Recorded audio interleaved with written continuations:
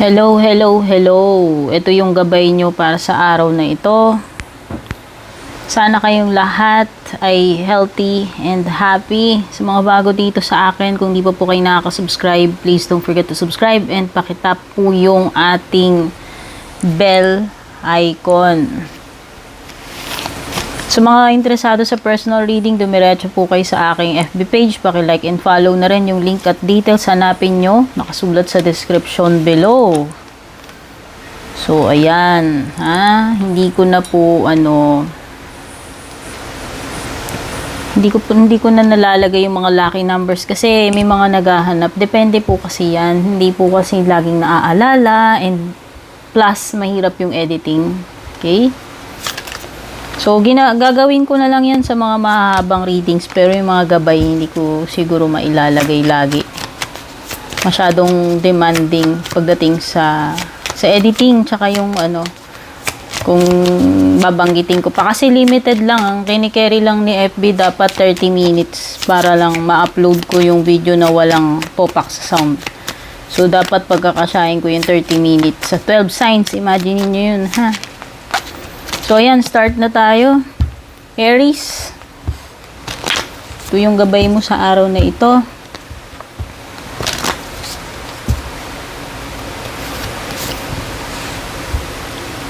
Ang overall energy mo is napaka-busy mo ngayong araw na to. You will focus on the details. Kahit gaano naman yung kaliit, ibig sabihin, magiging meticulous ka, magiging kayong mabusisi. Or pwedeng iba magpapaka-busy lang kayo. Sobrang busy nung energy ninyo. Ano yung challenge? You have the Mother of Wands. Okay, yung challenge nyo today is kung paano kayo magiging confident. No, pwedeng iba sa inyo mahiyain or pwedeng hindi kayo ganun kalakas yung loob, no? Ayan yung problema ng iba sa inyo. Pero, ang advice lang dyan is maniwala ka sa sarili mong kakayahan, maging komportable ka, inside and out. O, diba? Dapat ikaw ay confident at proud. Ano yung outcome for today? You have the Four of Pentacles. So, this is an energy na parang ginagard mo yung sarili mo about something or yung pera mo. Magiging protective about something. So, pwedeng iba sa inyo dito, hindi kayo basta-basta, magle-let go or hindi nyo i-give up kung ano man yung bagay na ayaw nyo i-give up. Okay? Leo, ito yung gabay nyo for today. Kung di pa po kayo nakaka-subscribe, don't forget to subscribe and pakitap yung bell icon, paki-like and follow din yung ating FB page. Overall energy mo, Leo, is the 10 of Wands. So, meron ditong yung pagiging encumbered, pagiging overburdened, Leo. It seems na na-overwhelm ka. Hindi ko alam kung ano tong bagay na nagpapa-overwhelm sa'yo or parang nagpapabigat sa'yo. Ano yung challenge mo? You have the Hanged Man. Okay, so merong situation ngayon na kailangan mong mag-sacrifice pero it seems na yun yung challenge para sa iyo. No, hindi ka kasi ganun ka-willing na ikaw yung mag-give way or magsa-sacrifice. So ayan. Parang hindi ka interesado na ikaw, basta hindi ka willing, ayaw mo na na ikaw yung magsa-sacrifice dito. So ano yung outcome? The Star. Okay, alam mo, somehow matutupad naman yung gusto mong mangyari.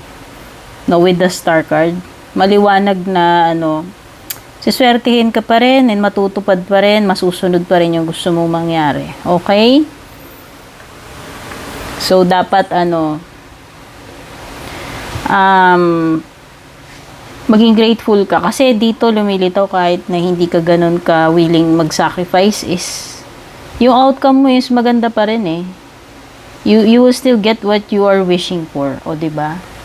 So, maganda. Mukhang wish come true ito para sa'yo, Leo.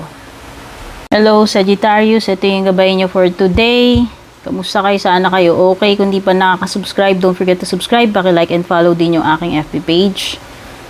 Doon din po kayo mag-send ng PM sa aking FB page kung gusto nyo ng personal reading. Main energy, overall energy mo, Sagittarius is the Hierophant. Okay, ang nafe-feel ko dito is instead na ikaw yung manghihingi ng advice, mukhang ikaw yung magiging guidance para sa iba ngayong araw na to. No, ikaw yung parang lalapitan nila, hihingian nila ng advice. So ayan. Ano yung challenge?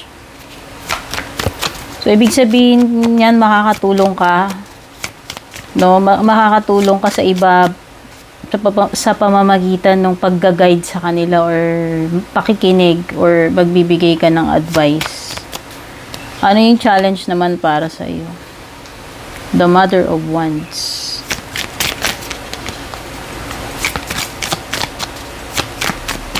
Pwedeng iba dito, ang challenge ninyo is about motherhood. No? Pwedeng iba kasi hindi kayo ganun ka, alam mo yon, yung hindi ganun ka motherly. So, pwedeng hindi kayo sanay mag-alaga ng bata or wala kayong patience or parang ano kayo yung hindi kayo sure kung magiging good mother ba kayo. Parang ganun. So, yun yung nasa-sense kong energy. And also, pwedeng yung challenge nyo rin is may kinalaman sa confidence ninyo, sa tiwala nyo sa sarili nyo, kung paano nyo i-project yung sarili nyo. So, yan. Ibig sabihin lang kung advice to dapat magkaroon ka ng confidence sa sarili mo. Outcome, you have the Two of Swords.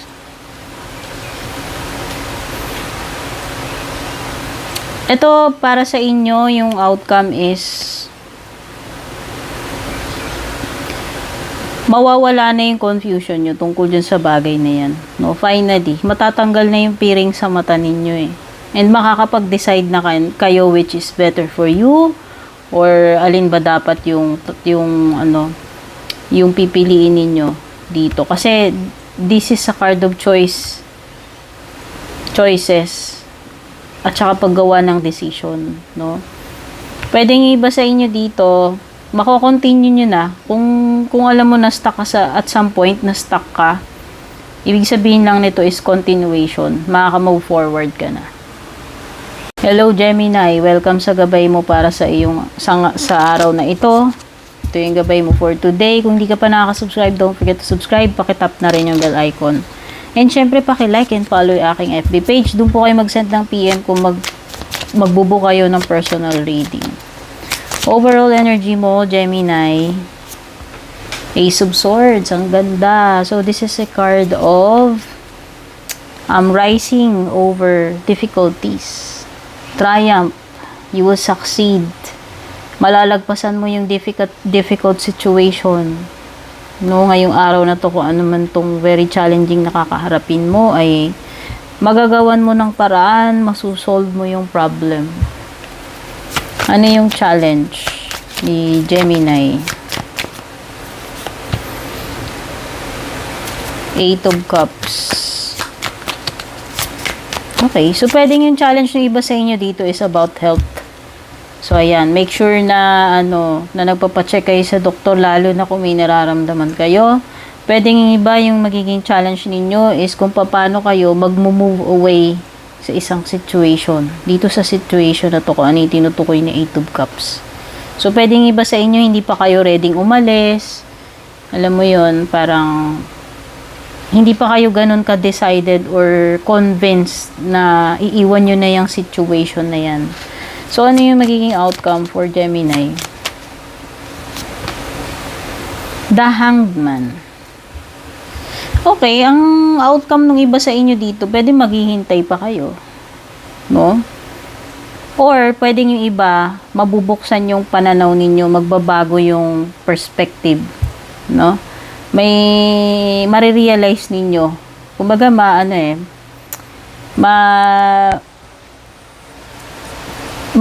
maiiba yung pananaw nyo about something. No? So, yan. Pwedeng yung iba dito, yan, may realization kayo, or yung iba ay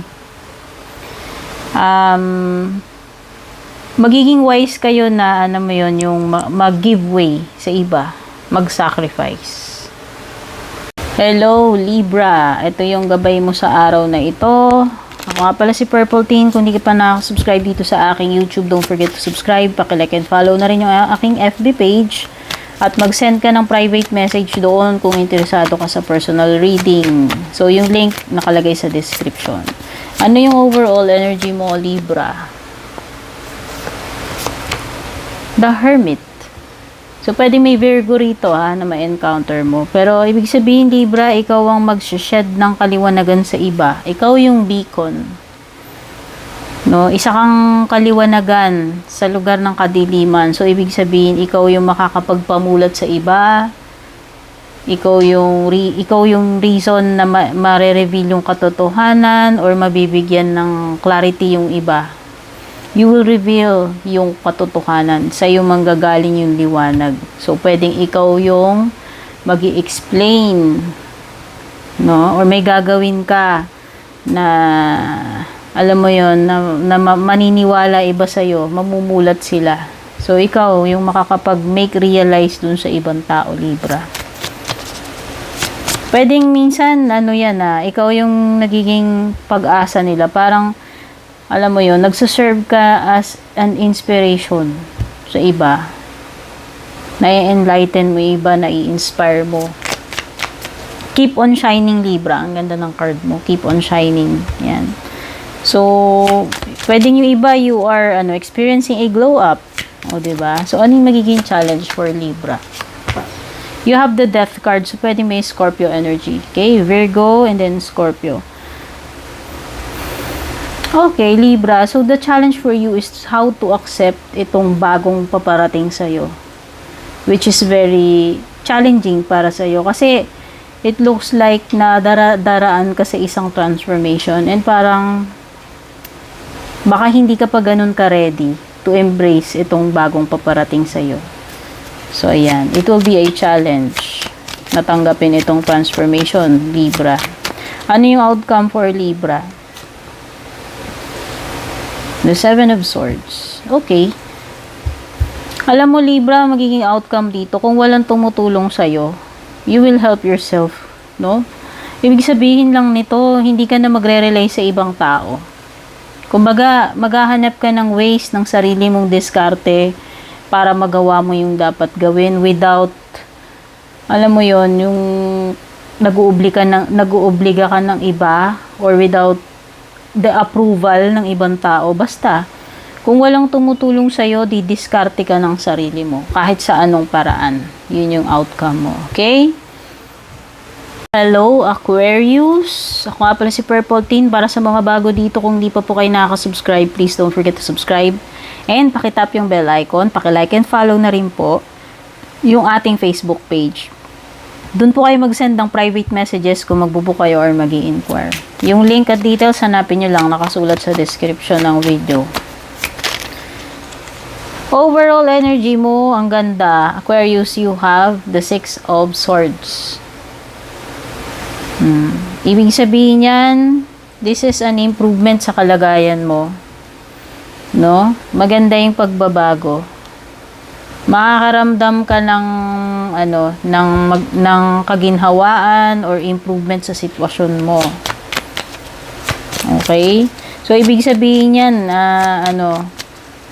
pwedeng iba, lilipat na kayo ng trabaho, better yung income, or pwedeng iba, lilipat na kayo ng mas maayos na relationship. So, yan. So, yan ay improvement sa kalagayan mo, sa sitwasyon mo. Anong challenge mo? The world. So, para sa'yo, pwede may mga unfinished business pa rin na hindi mo maiwan-iwan, Aquarius. Kahit na, ewan ko, nahihirapan kang i-end yung mga bagay-bagay. No? So, ang dami mong Meron kang unfinished business dito. Ayan. So, yan yung challenge mo. Kung paano mo tatapusin yung unfinished business mo. Ano yung outcome mo, Aquarius? The Three of Swords. Okay. So, ang result nito sa'yo is heartbreak. Kasi hindi mo ma-let go yung dapat mong i-let go dito. Yun yung pinaka-challenge mo. So, ang outcome pa rin sa'yo is you will still get disappointed. Masasaktan ka pa rin. Stuck ka pa rin dun sa point na yung period na yan na nasasaktan ka. Kasi nga, hanggat hindi mo binibitiwan yung dapat mong bitiwan, mangyayari at mangyayari yan. Okay, you will be let down, you will be disappointed, pained, or worse, felt betrayed, Aquarius. Hello, Taurus! Kamusta? Ito yung gabay nyo sa araw na ito. Ako nga pala si Purple Team para sa mga bago dito. Kung di pa po yung nakaka-subscribe, please don't forget to subscribe. And tap the bell icon. Para naman sa mahilig sa personal reading, dumiretso kayo sa aking Facebook page. Yung link at details nakalagay sa description. And syempre, paki-like and follow na rin po yung ating FB page. So, ano yung overall energy mo, Taurus? You have the Mother of Swords. Mother of Wands. Dami nakakuha nito.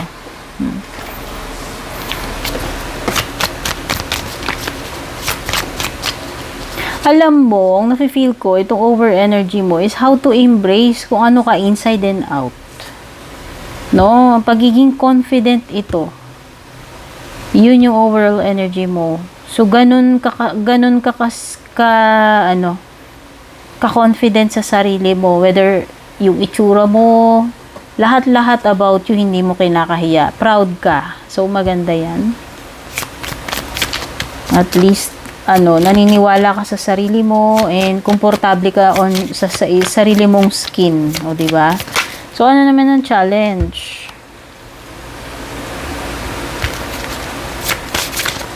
And outcome. The challenge for you, Taurus, is pwedeng you are not willing to wait. No, ayan. Ang challenge para sa iyo, hindi ka na makakapaghintay or hindi mo nahahayaan na ma-hold na naman or ma-put back na naman itong kung ano man tong bagay, plano, importanteng gagawin, no? Ayaw mo nang ma-postpone, ayaw mo nang matenga to. Yun yung challenge mo. So, ayaw mo nang maging stagnant. Ayaw mo nang, alam mo yon, mabitin or malagay sa alanganin. Okay? Yun yung challenge mo. Pero kasi yung situation mo, mukhang kailangan mong maghintay Tapos, ang problema nga, ay ayaw mo na maghintay, hindi ka na makapaghintay. Okay? So, ang outcome nito is a lot of stress, worry, and anxiety. No? So, pwedeng nag-overthink ka. Pwedeng you are, alam mo yon, iniisip mo na ganun ka-worse yung situation, pero hindi naman actually. Yan ang Nine of Swords. No? So, ito yung minsan ito yung mga in imagination mo lang o resulta ng pag-overthink mo, sobrang pag-iisip. Okay, Taurus. Hello, Virgo. Ito yung gabay mo sa araw na ito. Ako nga pala si Purple Teen. Kung bago ka dito sa aking YouTube channel, don't forget to subscribe. At kung bago ka rin sa aking Facebook page, paki-like and follow. Lalo na kung mahilig ka sa personal reading, mag-send ka lang ng private message. Yung link at details nakasulat sa description. Ano yung overall energy mo, Virgo? You have Temperance. Ang ganda. Oh, nakikita ko na magiging angelic ka ngayong araw na to, Virgo. Kasi sobra-sobra yung patience mo. O, diba? Walang makakasira ng araw mo ngayon. Walang makakabasag ng katahimikan mo, ng peace na meron ka, ng positive energy mo. Magiging very peaceful ka, kalmado, and mapasensya. O, diba? Ang ganda. So, pwedeng merong dito Sagittarius energy na makakadil ka. Anong challenge naman for Virgo?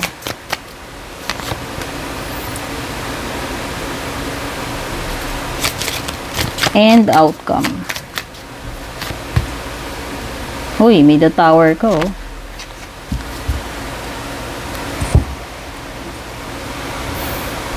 Alam mo, ang pinaka-problema mo is paano ka magkakaroon ng, ng break.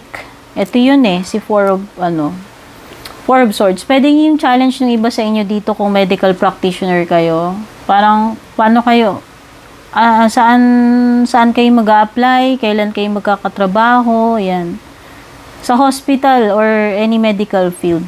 No? So, pwede yung challenge ninyo. Or, kung hindi yun, ang challenge mo naman is, yun nga sabi ko, paano ka magkakaroon ng day off, ng pahinga. Yung time alone. Or time na makakapag, bakasyon. Muni-muni. Makakapag time out. Detox, no? So, yan yung pinaka-problema mo, yung challenge mo.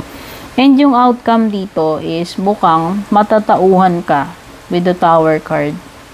So, merong surprise.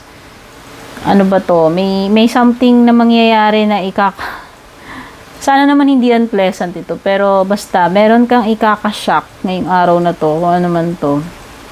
Hindi mo ina-expect na mangyayari. Hello Capricorn, ito yung gabay nyo sa araw na ito. Kung nga pala si Purple Teen, para sa mga bago dito, kung hindi pa po kayo nakaka-subscribe sa aking YouTube channel, don't forget to subscribe. And kung mahilig kayo sa personal reading, punta lang kayo sa aking FB page, paki-like and follow na rin. Kung gusto nyo mag-book, mag-send lang kayong private message, yung link at details nakasulat sa description. So Capricorn, ano yung overall energy mo para sa araw na ito? Naku, 5 of Pence. Napaka-gloomy ng overall energy mo. Ayan, oh. Parang very down na down yung spirits mo, very sad, depressed, aloof. No? Parang parang parang feeling mo you are suffering alone. Ayan. So, pagiging alone ito and sad. No? Yung feeling abandoned yan, or feeling walang pumapansin sa'yo, walang dumarami sa'yo, yan yung overall energy mo. No, hindi ko alam kung ano tong pinagmumula nito, pero napaka-depressed or down, napaka-gloomy ng energy. Ano yung challenge, Capricorn? Okay, so mukhang merong dito. Challenge mo is paano mo madidiscern kung sino yung lumoloko sa'yo. Etong person na deceitful, ayan, no. So, pwedeng dito, merong someone will try to deceive you. Yan yung challenge mo, kung sino ba, paano mo malalaman kung sino yung gumagawa sa'yo netong deceit, lies, kalokohan, okay? So, ano yung outcome? Capricorn, the Hermit, okay. So, someone will shed a light about the situation, no? So, may magsisiwalat ng katotohanan dito with the Hermit card. Pwede rin na you are dealing with the Virgo, by the way. No? So, basta, alam mo, kung challenge mo dito, hindi mo malaman, matukoy kung sino yung peke at totoo sa'yo. Well, lilitaw, yung outcome mo is marereveal yan with the Hermit card. Ayan, no? Magkakaroon ng kaliwanagan dito sa Lantern. No? So, kung sino man yung gagawa niyang revelation na yan at magre-reveal sa'yo, or pwedeng si Universe na mismo yung kusang magre-reveal sa'yo. Okay, Capricorn? Hello, Cancer. Ito yung gabay mo sa araw na ito. Kung bago ka dito, ako nga pala si Purple Teen. Don't forget to subscribe dito sa aking YouTube channel and paki-like and follow din po yung aking FB page. Lalo na, kung interesado ka sa personal reading, mag-send ka lang ng private message kung magbubuka yung link at details nakasulat sa description. So, ang overall energy mo, Cancer, is Father of Swords. Okay, so ito ay pagiging haligi ng tahanan, pagiging, alam mo yun, yung authority dyan sa bahay ninyo. No? So, ibig sabihin meron kang malaking responsibilidad na dala-dala. Yun yung overall energy mo. So, siguro itong araw na to, pwedeng yung iba sa inyo, ma-overwhelm kayo ng responsibilities ninyo sa family ninyo. Okay? Pwede rin na parang nasa sayo yung pressure about deciding or yun, yung paggagawa ng mga desisyon kasi nga ikaw yung pinaka-head. Kung hindi man sa family yan, sa workplace mo. So, yan yung overall energy mo. No, kung paano mo i-handle tong mga bagay-bagay na ito. And kung paano ka gagawa niyang importanteng decision. So, ano yung challenge para kay Cancer? The Four of Cups. So, pwedeng yung iba sa inyo dito, nasisilaw kayo or naging greedy about something. Yun yung challenge ninyo. Pwede kasing hindi kayo makontento about something. Yan, no? Kasi si Four of Cups is parang may mga blessing siya sa harapan niya pero parang hindi niya yun na-appreciate. Kasi nga, parang gusto niya may something better pa or naghahanap siya ng mga bagay na wala dito sa harap niya. Hindi na lang niya ma-appreciate yung nasa harap. Okay? So, yan. Yung challenge ninyo is paano nyo i-appreciate itong mga blessing na meron kayo at huwag kayong mag-focus sa wala.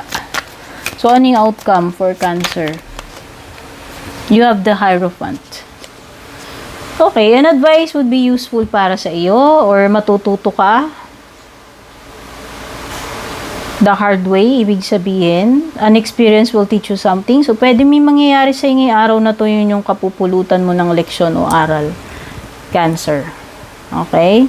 So, mas magiging wise ka, pero syempre, you have to learn the hard way. Kailangan may experience mo muna yun, and then doon mo lang marirealize, doon ka lang matututo. Okay, so ayan. Hello Scorpio, welcome dito sa gabay mo para sa araw na ito. Kung bago ka dito, ako nga pala si Purple Teen. Kung hindi ka pa nakaka-subscribe sa aking YouTube, don't forget to subscribe. Paka-like and follow na rin po yung aking Facebook page. Lalo na kung interesado ka sa personal reading, mag-send ka lang ng private message. Yung link at details nasa description below. Ano yung overall energy mo, Scorpio?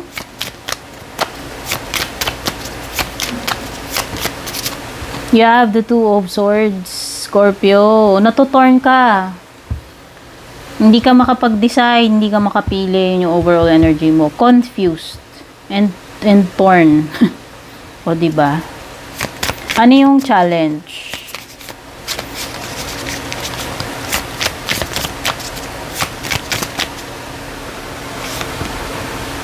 The challenge is the Empress. Okay? So, ang ibig sabihin nito, pwedeng hindi ka magiging productive kapag may gumugulo sa isip mo kasi nga natuturn ka dito sa overall energy mo. Nahihirapan ka mag-decide. How will you move forward? Paano ka makakapag-continue? Kung dito pa lang, hindi ka na makagawa ng decision. So, yun. Walang progress. Yung nakikita ko dito with the Empress, yung challenge mo, is kawalan ng movement, kawalan ng progress, walang improvement sa sitwasyon. No? Kasi nga hindi ka makakilos, hindi ka maka-act, hindi ka makapag-decide. Walang bunga, hindi ka magiging productive, walang resulta. Yun yung challenge mo. So, ano yung outcome para kay Scorpio?